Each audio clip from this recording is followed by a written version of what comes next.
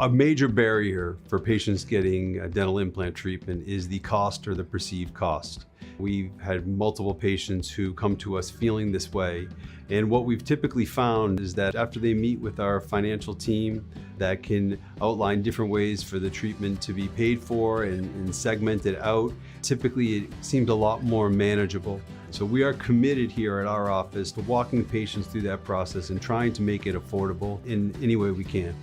There are multiple techniques that we oftentimes use to control the cost. And the number one is going to be the type of final restoration we do and where it is fabricated. There's multiple materials that can be used to fabricate the final restoration. There's various advantages and disadvantages of each one. There's different amounts of labor involved in each one. Oftentimes we can fabricate these prostheses here in our office without involving an outside lab, which can help control the cost.